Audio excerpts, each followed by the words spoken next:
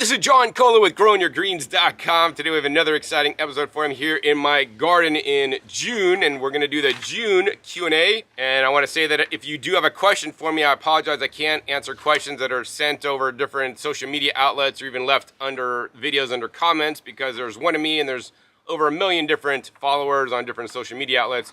But if you do have a question that you would want to get appeared in next month's Q&A, I'll post a link down below to my community tab here on YouTube, and I go through that once a month and pull out the questions that will be selected for next month's Q&A. All right, first question from BirdCharge24. Howdy, John. I live in central North Carolina, zone 7B. I built a concrete planter pot with 5-foot trellis, 30 by 30 by 30, and planted a hardy kiwi in a pot. I forgot to put in some perlite, vermiculite when placed in the 10 cubic foot of soil. Soil has sand, homemade compost, and mulch. Should I add vermiculite now before plant gets too established? All right, so here's the thing, like vermiculite and perlite are really optional to add. Perlite may help with some aeration, vermiculite may help with some like water retention, but if you have sand in there, that's good for drainage, or homemade compost and some mulch in there. The mulch will kind of hold on to some water, and the compost will also hold on to water. I would say not even worth it to dig it up to put in that stuff. I mean, a lot of gardeners don't even ever use those things. I mean, I add perlite because I kind of I like the white colored look, and I know it adds a little bit of drainage because I tend to kind of go heavy on the compost myself. And then vermiculite's so expensive, I don't really even use it that much anymore. All right, next question is from Tim Akin, KJ4HQ. I also just found your channel. Freaking awesome. Thank you. I live near Kings Canyon National Park in California with 5 acres. I've been into farming most of my life, from plants to animals. I've lost my job and, like a lot of us, had a tough year. With 2 young boys that have a passion for farming also, I'm needing and wanting to take things to the next level. My strong points are in raising a good product, weak points, marketing and communication. At one point I had 200 California meat breeding rabbits. Operation cost pushed me out of the market. Wanted to go into fruits and veggies, look for some direction or groups to, or people in my area to work with, to learn from and feed off each other's wisdom. All right, Tim, so I'm definitely not in your area. There are a few organizations. I'm not into big farming organizations, but what I would recommend you to reach out to is the California Rare Fruit Growers. You could check them out at crfg.org. California Rare Fruit Growers. They have a Sequoia chapter that's near you, and then you could basically hang out with people that are really into growing fruit trees and find different kinds of fruit trees. Like you get cuttings, and there'll be likely gardeners and maybe even farmers in there growing rare varieties, and you'll be able to source different things that people can't normally get, which is really cool. And they're going to have lots of tips specific to your specific area and climate. The other thing I'd say is that you want to reach out to your local Master Gardeners chapter, which is also usually by the county. They have done lots of research on what fruits and vegetables grow best in your county specifically. All right, next question is from Steve Gorski, 3246. I have a compost question. I made 3 wire rings, 75 gallons, and each year I add wood chips to 1 ring. I'm in the 4th year, and it is time to use the compost from the oldest ring. I screen and save anything smaller than 1/4 inch from the oldest ring. That oldest ring is now empty, so the bigger wood from the screening is placed on the ring for the further composting and topped off with another batch of wood chips. The screen wood chip mulch is placed around my plants. I use the newer wood chips in the other areas that are walking areas. My question is, do you think 1/4 inch is too small, or skip the screening? I was also considering sawdust from an Amish sawmill for free. I saw the wood chip mulch video, but it's hard to tell what good wood chip mulch looks like. Thanks for your time. All right, Steve, so it really depends on your goals and what you're doing. So I think for mulch, for pathways, I really like the smaller kind of mulch. I don't like big, large chunks or pieces. I'd probably let that degrade down a little bit personally, but that's just more aesthetically. When you're making compost, I mean, what I've learned especially is that every different size, when you're composting wood chips, not raw wood chips, right? Different bacteria and fungi like to live on different size pieces of wood chips, right? So if you're screening out to 1/4 inch, right, and then you use that in your soil blends or your soil mixes, right, then you're getting all the bacteria and fungi and microbes that love to live on that smaller stuff, right, because it's more broken down. But maybe you're not going to get some of the fungi and bacteria and things that like to live in the larger things that are not fully broken down, right? So you might want to go up to a 1/2 inch when screening for your soil. I don't like big chunks of wood chips, especially if they've not been degraded down in my soil at all.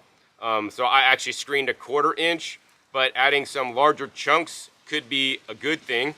And then as to like getting the Amish sawmill sawdust, I would definitely not add that directly to your soil or your past. I think that would get messy, but I actually would incorporate that into your 4 different wire ring stacks to let break down over time.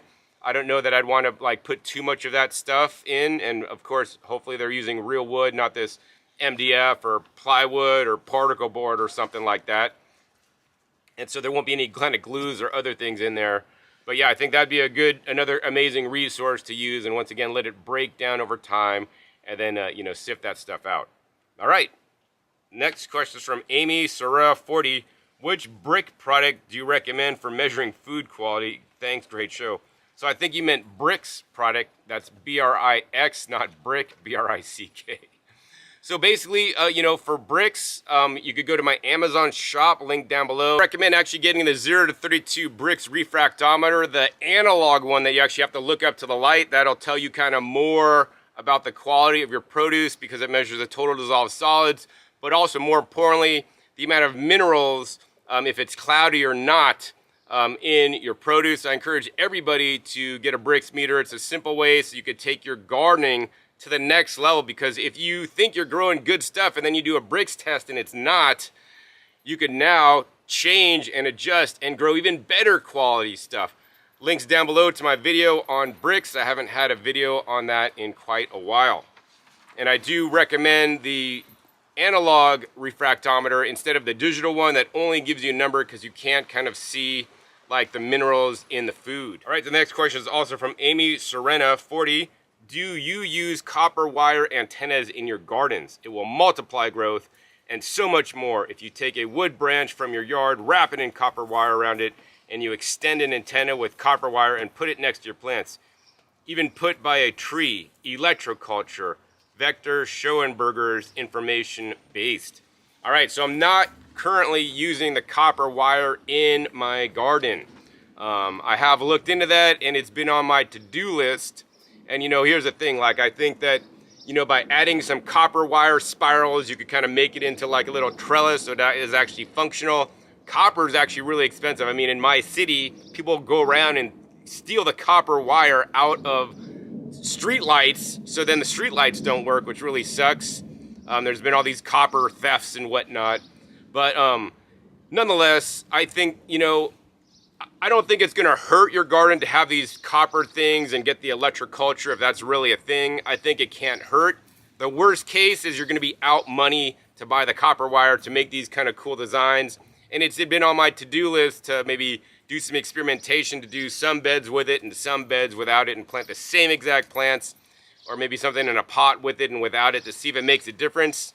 I'm gonna say, hey man, if it floats your boat and it's not harming other people, it's maybe cost you some extra money, it could be worth it to try. I'm all open to trying new things that aren't gonna hurt my soil, aren't gonna hurt my plants, aren't gonna hurt the nature, and I think electroculture could be good. All right, next question is from Pat Shores 1976. I truly want an organic veggie garden and need to know if organic neem oil is good to keep pests away from my veggie plants. Plus, how much should I spray each one veggie plant with, and how much it'll take to keep pests away? How often should I use organic neem oil too? All right. So the question is about neem oil. So here's the thing, on an organic garden, your first goal should not be what am I going to spray on my garden to keep pests away. Your first goal should be, how can I build the soil? How can I provide my plants all the nutrition they need so that they could be healthy and not get any pests in the first place? This is like one of the tenets of organic gardening, right? If you go to the forest in nature, right, is anybody spraying pesticide or neem oil on plants? No. And actually, a matter of fact, a lot of plants make their own bug deterrents. I'm sitting next to my basil. I can smell it. There's essential oils in basil. Basil makes their own essentials, as well as many other herbs and either plants to other extents, makes different phytochemicals that basically, gets bugs to not eat them. So, I mean, plants have their own defense chemicals within them. Some would argue they're bad and plants are out to kill us if we eat them. I would actually say, the plant defense chemicals are not there out for us, it's out for the plant. But when we eat them, we could actually get health benefits, when eaten in appropriate quantities, not too much, not too little. And so that should be the goal, right? You could interplant, basil with tomatoes, and because the basil smells so strong, or plant marigolds, right, next to your tomatoes, that may help reduce some of the pest pressures you have. If you build your soil and you put all the different nutrients that I recommend in your soil, like rock dust, worm casting, get a good soil rhizosphere and good bacteria and fungi and other arthropods and good food soil web creatures in your soil, right, then the plant could make different plant metabolites. A tomato plant could make up to 200 different plant metabolites, one of which is lycopene, right? All these plant metabolites are basically chemicals, plant chemicals, phytochemicals, to basically help the plant survive in nature, to deal with the UV rays, to help them defend themselves against pests. But if you're feeding NPK fertilizer, you're feeding 3 minerals to your plants, which then, yes, they could be green and they could grow and they could make fruit for you, but then that plant may only produce, 50 of those phytochemicals to resist pests and bugs. Why not get your tomato plant firing on all 200 cylinders by having good soil, right? And yeah, you could test your soil, test the tissue leaf sap, and you could totally dial it in if you're super hardcore, right? I just kind of do the shotgun approach. I add all kinds of good stuff to my soil, and my plants are usually relatively pretty healthy. Yeah, I got a few problem areas. I got some aphid issues on my Swiss chard this morning, and then they were getting farmed by ants, and I brushed into it, and the ants were all over my arms, so I just cut it out and composted it, got rid of it. But yeah, that should be the first line of defense, not just thinking, oh, I'm putting organic garden, I got to use an organic spray. No, that's should be your last option, is using some kind of organic spray like neem oil. A matter of fact, my first gardener that was helping me out in my garden, we sprayed too much neem oil on a plant and it basically croaked. We lost the plants. So, I mean, you got to escalate in your garden, if Russia sends spies over to us, are we just going to hit the button and nuke them and kill them all? No, that's going to be bad. So we don't want to do that in our gardens either. Number one, I'd say work on your soil. Number two, I'd say work on getting plants that are going to help, make some of the things that prevent other bugs from coming. Next thing up, I would say, if you see pests, pick them off, right? You see slugs and snails, you see big bugs, pick them off and do with what you will with them, right?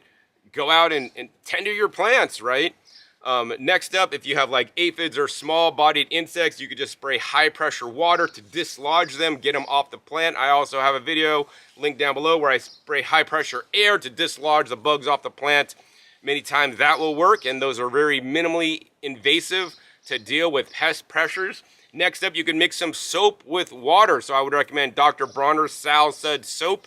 You could also, of course, use dish detergent. Mix that up in a little bit of water, put in a spray, a sprayer, and spray your plants with literally soap and water. That'll cause a surfactant, and bugs won't be able to, eat the plants if you sprayed them with that.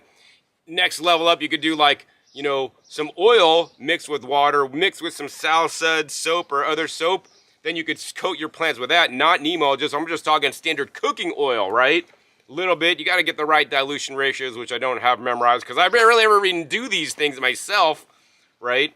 And spray your plants down with that. And these are far less toxic than spraying the neem oil, which, has its own sets of pros and cons. I think next up, you could use something like the Dr. Zymes product.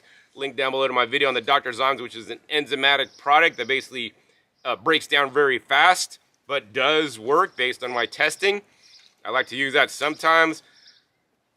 And then after that, you could do the Battle of the Bug video, link down below to that, where I discuss specifically using the Dr. Bronner soap, neem oil, and water.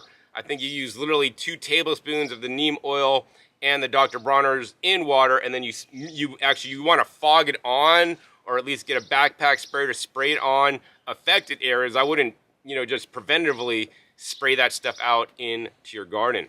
So, I mean, yeah, we got to have levels of escalation, and of course, the best thing is to basically not spray anything, because when you spray anything, yes, you could be you know, killing the bad bugs, but then also you could be harming the good bugs, the beneficial bugs, the pollinators. You could be negatively affecting your soil by spraying on concentrated, even organic, you know, fertilizers and pesticides or herbicides or fungicides or whatever like that. So I always encourage you guys to do the least amount as possible.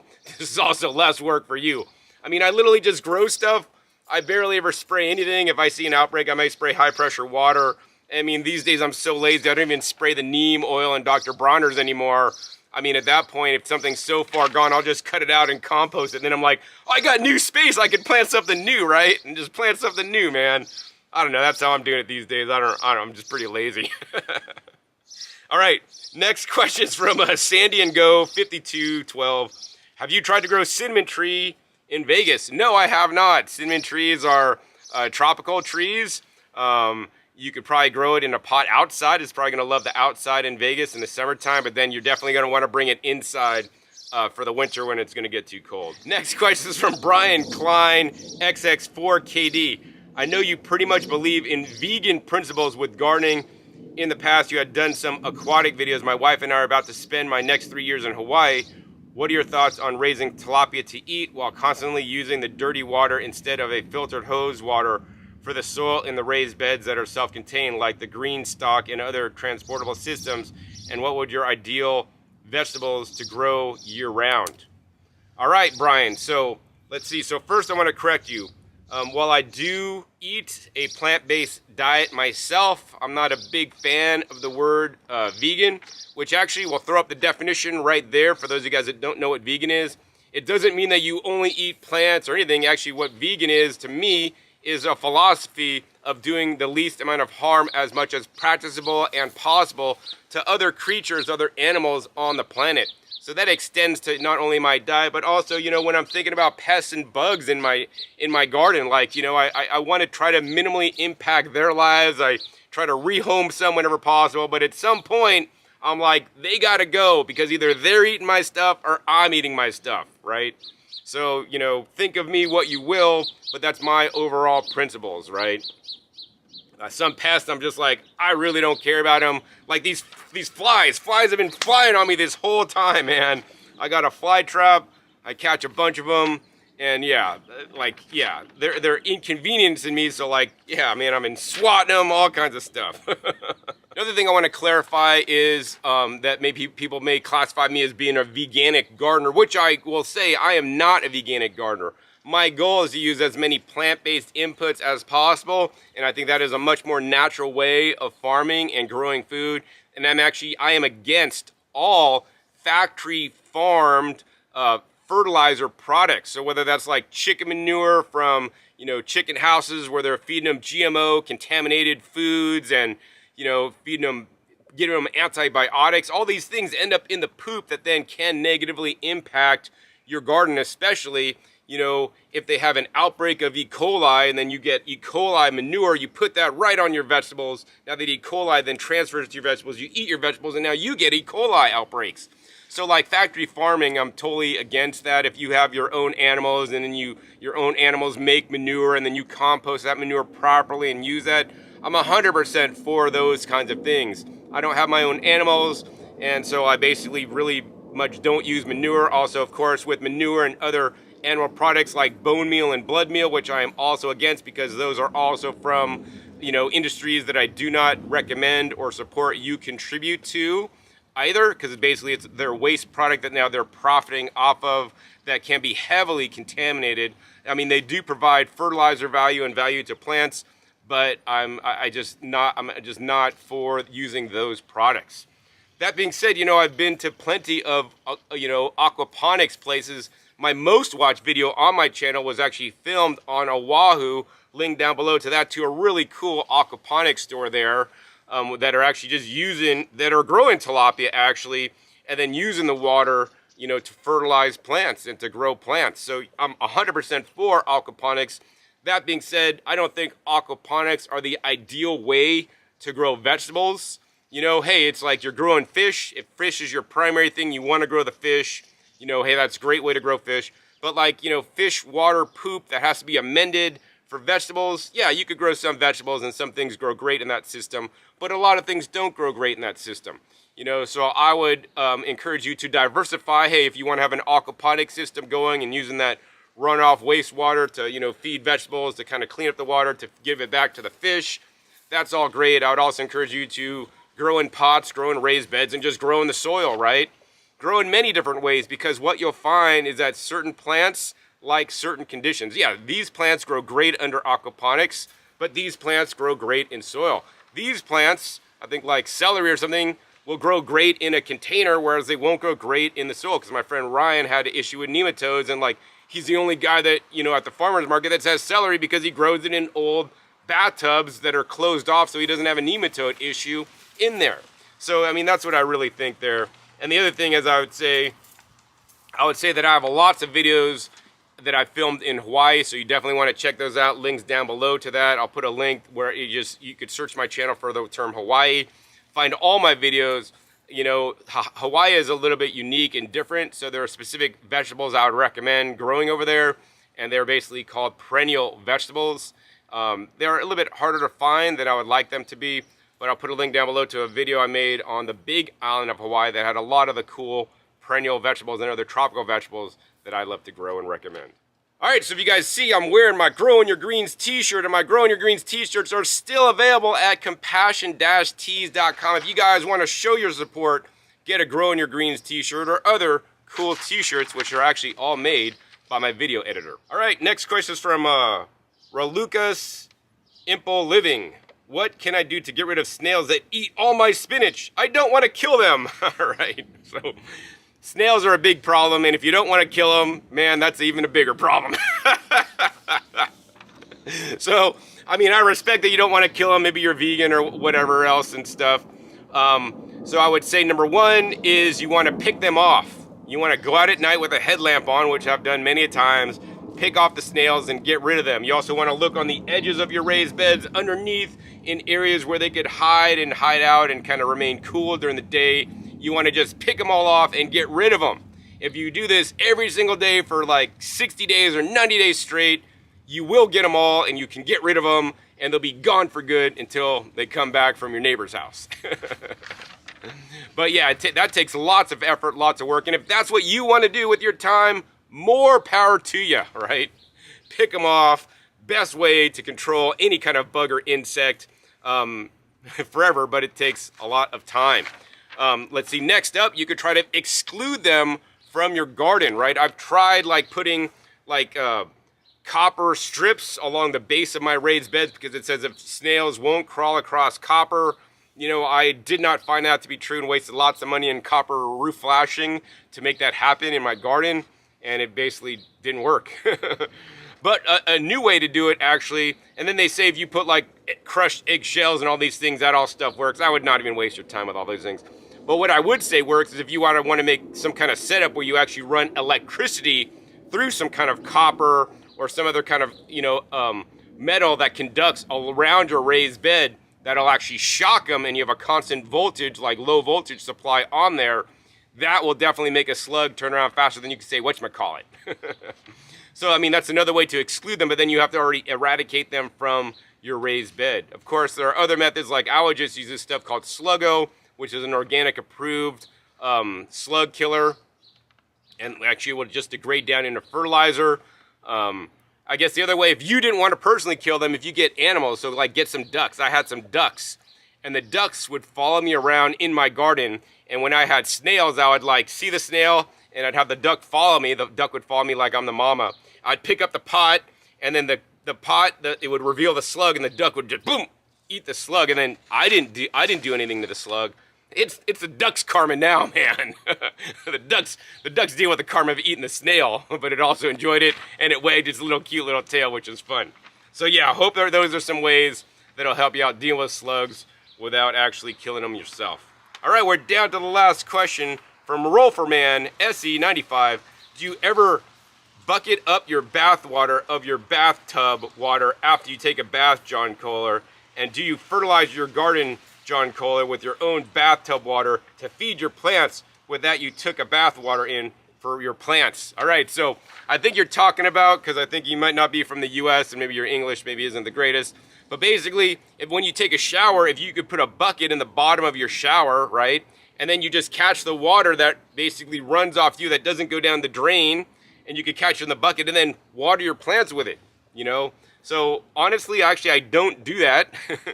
I think that's a great idea, and actually, you know, in my house that I'm building, it's gonna be designed so that water from the bathtub and from the kitchen sinks, that's the gray water, not the black water from like the toilet, right, will just run directly to the garden and then water my plants. Now, the question is, if you do that, guys, please make sure you use a soap that will not harm your plants. Most just soap, Ivory soap, you know, Dove soap, whatever, all these things with perfumes, definitely not good for your plants. Even like some natural soaps may not be good, you know, because I do use the water from my dishwashing. All that water does go to my plants, and I got this stuff called Oasis. It's actually safe for gray water systems that'll just break down in the soil and won't harm my plants. So I don't currently do that, and if you take a bath, before you open the drain up to drain all that water out, you could take that water and then put it in buckets and then take it out to your garden and water your garden with it. I think that is a great use of water. Once again, I would encourage you to, if you're doing an Epsom salt bath, don't save the water. It can be too high in salts, or a sea salt bath. But if you're just using, you know, like clean soaps that are not fragrance, that are, you know, will biodegrade and break down, I think that's an excellent thing to do. So yeah. The other goal I have is actually in this property, my goal is to have an outdoor shower where all the water that comes from the shower, I'm gonna be on a little platform, and all that water will go directly to my plants to water my plants, so I could do an outdoor shower and then use all that water to then water my plants. So yeah, excellent question. Thank you for that, to get that and create more awareness about using the gray water, because we are wasting so much water these days, and there's water scarcity now in the West as well as other places around the world. All right, so that's this month's Q&A. If you guys enjoyed this month's Q&A, hey, please be sure to give this video a big thumbs up. Also, more importantly, share this with other gardeners you think it could help. I think the detailed question was using the organic neem oil and my personal opinion on going deep on preventing pests from getting your garden in the different levels and stages. Also, be sure to click that subscribe button right down below so you don't miss my new upcoming episodes. I come in every 5 to 7 days. You never know, show up or what you'd be learning on my YouTube channel, so that you guys could grow more of your own food at home. Also, be sure to click the little bell so you get notified as my new videos come out. And finally, be sure to check out past episodes. The past episodes are a wealth of knowledge. Over 1,700 episodes at this time on this channel dedicated to you guys all about how to grow your own fruits and vegetables and other foods at home in the best ways possible. So with that, my name is John Kohler with GrowingYourGreens.com. We'll see you next time, and until then, remember, keep on growing.